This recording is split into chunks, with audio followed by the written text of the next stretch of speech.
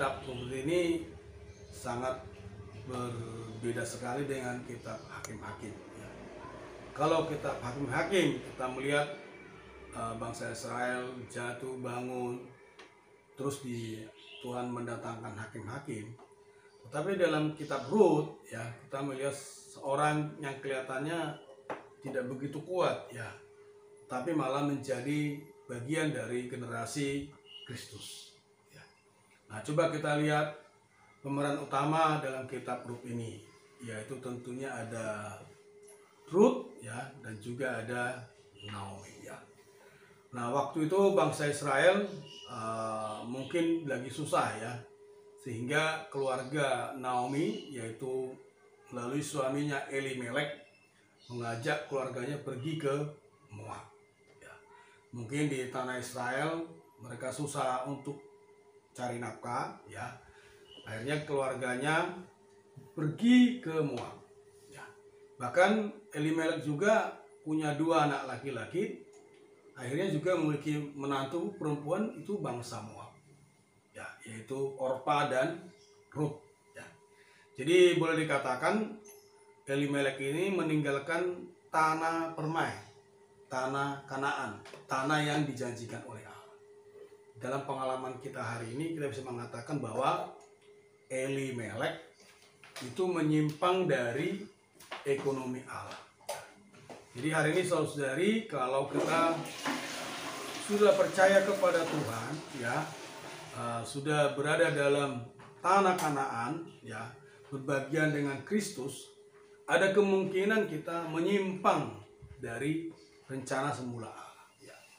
Tujuan Allah kepada keluarga Israel, Elimelek tentunya ya, dia harus berada di tanah permai, mengelola tanah permai, menikmati hasil dari tanah permai. Tetapi saat itu mereka meninggalkan tanah permai. Mereka merasa lebih baik di tanah asing ya. Saat itu tanah Moab adalah tanah satu negeri yang penuh dengan penyembahan berhala ya. Jadi boleh dikatakan Elimelek ini menyimpang dari ekonomi Allah, terus dia pergi kepada berhala ya. Dalam pengalaman bisa seperti itu. Hari ini kalau kita tidak hati-hati ya, banyak berhala di sekitar kita ya. Tidak ada jaminan bahwa ketika kita sudah percaya Tuhan, memiliki bagian atas Kristus, terus kita tidak bisa pergi kepada berhala. Berhala hari ini beda dengan berhala di zaman Israel ya. Bukan patung, bukan tiang ya, bukan pohon, bukan batu. Hari ini berhalanya menarik. Ada yang berhalanya YouTube, ada yang berhalanya olahraga, ada yang berhalanya belanja ya, ada yang berhalanya cari uang. Jadi macam-macam ya. Semoga firman minggu ini bisa mengingatkan kita, mendorong kita supaya kembali kepada ekonomi Allah, kembali kepada rencana semula Allah di atas diri kita ya. Nah, inilah kisahnya Rut. Rut ini orang asing ya. Saat itu dia adalah menantu ya. Ada ayat 21 mengatakan Rut pasal 11 ya, bahwa Rut inilah menantu yang diberikan Allah kepada Naomi ya. Itu satu ayat itu sangat berharga ya. Jadi kepada yang lain, menantu yang lain tidak katakan demikian, tetapi kepada Rut itu diberikan satu perkataan bahwa inilah menantu yang diberikan Allah kepada Naomi. Jadi saudari, Rut ini boleh dilambangkan seperti bunga bakung di dalam lembah yang penuh dengan semak belukar. Mengapa dikatakan demikian? Karena Rut ini mengalami satu kemiskinan, satu kepedihan hidup ya. Suaminya meninggal ya, terus berada dalam kemiskinan, tetapi dia bisa bersinar seperti bintang di dalam kegelapan ya. Dia tidak memilih tanah Moab, tanah yang penuh berhala dan tanah kegelapan, tetapi dia memilih bangsa Israel, tanah permai ya. Mungkin saat itu ada perannya Naomi ya sebagai mertuanya. Mungkin Naomi saat itu juga menceritakan ya, karena kita melihat satu ayat mengatakan bahwa Naomi sudah mendengar bahwa Allah memperhatikan bangsa Israel, memberikan mereka makanan ya. Kembali lagi ketika Elimelek kehilangan makanan tanah permai, dia meninggalkan tanah permai. Tetapi ketika Naomi mendengar Allah memperhatikan bangsa Israel dengan mereka mendapatkan makanan, Naomi juga kembali ke tanah permai. Ya, kita tahu tanahnya Elimelek, suaminya Naomi, adalah tanah Yehuda. Itu adalah tanah bagian paling unggul dari tanah permai. Dan tepatnya kotanya mereka adalah kota Bethlehem. Ya, jadi saudari, ketika Naomi memutuskan untuk pergi ke Bethlehem, ke tanah Yehuda, ya, Ruth juga bersikuku mengatakan bahwa saya juga harus ikut Naomi. Ya, jadi entah bagaimana ya, kalau kita bandingkan dengan kisah perempuan Kanaan yang di Matius tadi, mungkin sama. Ya. Jadi dia benar-benar melihat ada iman bahwa ketika Naomi berangkat ke tanah permai, dia akan mendapatkan perhentian. Ya. Dia akan mungkin akan mendapatkan suami, ya, akan mendapatkan rumah, ya. Saudari, Ruth ini adalah orang kafir, ya, boleh dikatakan demikian, ya, orang Moab yang memiliki iman. Ya. Jadi imannya itu mungkin juga berasal dari cerita-cerita atau perkataan-perkataan dari Naomi. Jadi kalau kita terapkan kepada hari ini dalam hidup gereja, ya, Naomi ini adalah minister perjanjian baru, ya, seorang melayani dalam hidup gereja. Ya. Ruth adalah kaum beriman. Ya. Jadi tugasnya seorang minister adalah bagaimana men-stir up, ya, mendorong kaum beriman ini untuk mengasihi Kristus sang mempelai itu. Ya. Bagaimana mendorong kaum beriman supaya datang kepada Kristus sebagai suami mereka, membangkitkan cinta mereka kepada Kristus. Ya. Jadi hari ini ketika kita kembali lagi kepada kisah Ruth, ya, dia mengatakan, kemanapun kau pergi, aku akan pergi. Ya, bangsamu lah bangsaku. Jadi boleh dikatakan benar-benar Ruth ini bersikuku. Padahal Naomi itu sampai tidak bisa berkata apa-apa lagi. Dia suruh pergi, tidak pergi, tetapi Ruth kuku harus mengikuti Naomi. Hasil pencarian dari Ruth atas perhentian ini, dia mendapatkan upah. Jadi kalau kita lihat kisah ini, ya, seorang Ruth seperti bunga bakung di semak belukar, ya, hidupnya begitu pedih, ya, miskin, janda, ya. Kalau di Alkitab memang kebetulan bangsa Israel itu ada satu hukum, ya, mereka kalau panen itu harus menyisakan di bagian tepinya untuk orang miskin, orang asing, orang janda, ya. Jadi Ruth mengerti hak ini. Dia memanfaatkan hak ini ketika masa panen, dia mengumpulkan jelai, ya. Dia mengumpulkan berkas-berkas gandum itu, ya. Jadi saudari, ini kita melihat bahwa kita sebagai orang percaya hari ini perlu juga seperti Ruth menggunakan hak kita. Kristus sudah ada di dalam roh kita menjadi bagian kita. Walaupun kita susah payah mungkin, ya, dalam hidup ini, ya, walaupun kita mungkin imannya sangat kecil, tapi kita harus melatih roh iman kita untuk mengambil bagian kita, yaitu Kristus. Amin. Ya, Kristus dalam kematian, Kristus dalam kebangkitan. Jadi yang bisa kita lihat dari Ruth adalah dia satu beriman, ya. Dia melatih roh imannya, ya. Mungkin satu itu dia tidak mengerti roh iman, ya. Hari ini kita mengerti roh iman, ya. Terus yang kedua, dia juga menggunakan haknya. Banyak orang Kristen kehilangan haknya, bahkan seperti kehilangan hak kesulungan dia.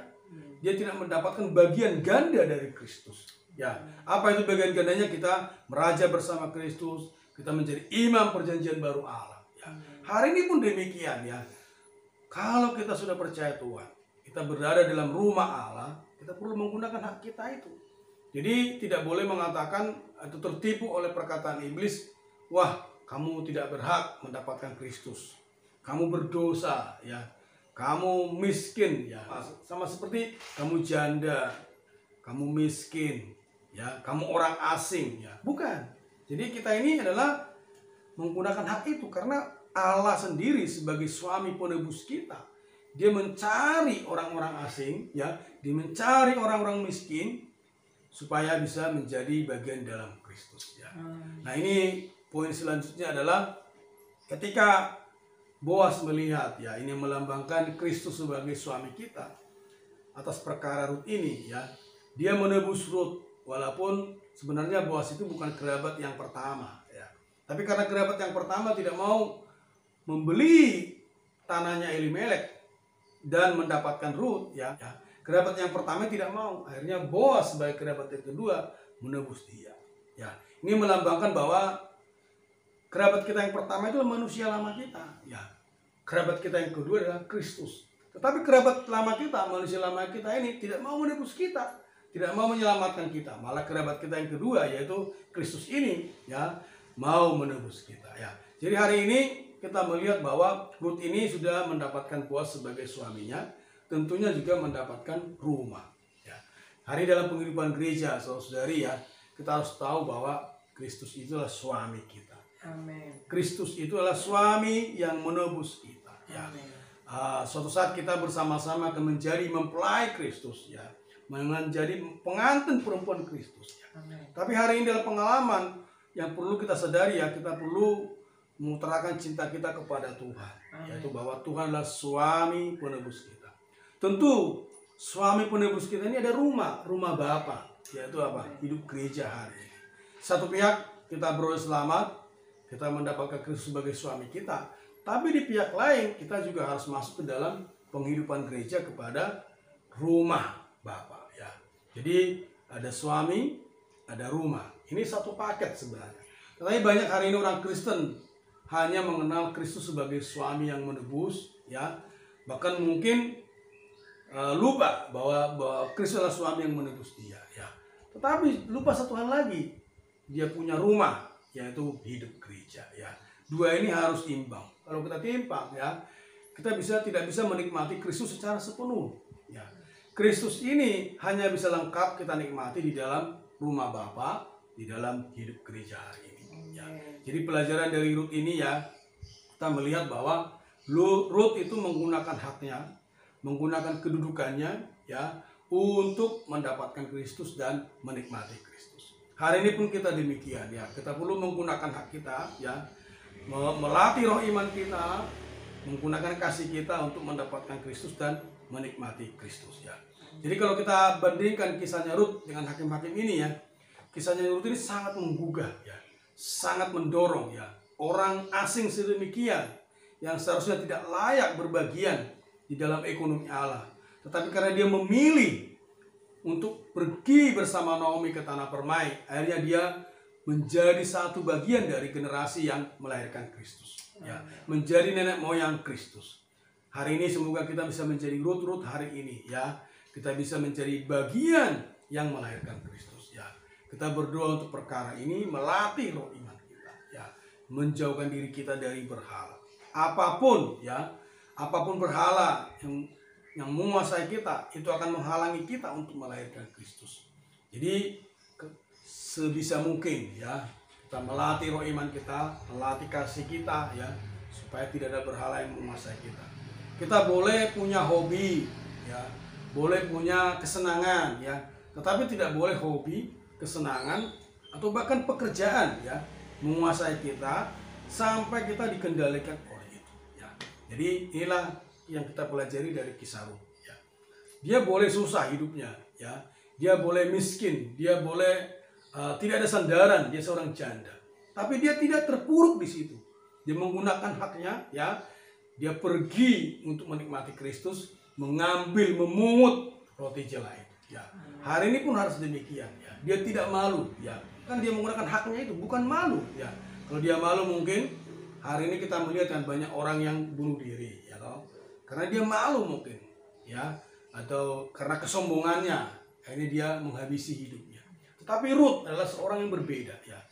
Situasinya sangat kasihan, dalam semak belukar, dalam kegelapan, tapi dia menggunakan haknya, menggunakan kedudukannya untuk mengambil Kristus, menikmati Kristus. Akhirnya dia mendapatkan pahala, ya, mendapatkan suami, mendapatkan rumah, ya, bahkan menjadi bagian dari generasi Kristus. Kita perlu melihat keadaan ini dan mendorong kita mengasihi Tuhan. Oh Tuhan Yesus, amin. Terima kasih Tuhan, amin. Kami bersyukur kepadamu, amin. Tuhan, kami melihat ekonomimu, bahwa Tuhanlah sasaran kami, amin. Tuhan, dapatkanlah kami Tuhan, bisa kami terus kembali ke tanah permai, amin. Mengelola di Kau sebagai tanah permai kami, ya. Berbagian dalam hidup gereja, Oh Tuhan Yesus, kami perlu diri-Mu Tuhan. Amin. Amin. Terima kasih Tuhan Amin. atas hak yang telah Kau berikan buat kami. Amin. Supaya kami terus menikmati Dikau sebagai tanah permai bagi kami. Dikau Amin. sebagai perhentian sejati bagi kami. Amin. Sungguh terima kasih Tuhan. Kau merahmati setiap saudara-saudari kami. Amin. Supaya kami terus bertekun Ya. di atas jalur hayat ini. Amin. Oh Tuhan, bisa mengalami segala sesuatunya bersama denganmu. Amin. Terima kasih Tuhan. Terima kasih Tuhan. Ya Tuhan, terima kasih Tuhan. Amin. Oh, Kau mau menjadikan diri-Mu sebagai tempat perhentian kami Tuhan. Amin. Oh, Kau adalah tanah Kanaan kami. Tuhan Oh, Kau adalah Yesus. tempat perhentian kami Tuhan. Amin. Tuhan Yesus. Oh, kami tidak mau hanya berdiam dalam dunia. Oh, kami Amin. mau bergerak. Ya. Oh, menuju ke tempat perhentian kami Tuhan. Amin. Tuhan Yesus. Oh, kami perlu diri-Mu Tuhan. Tuhan Yesus. Amin.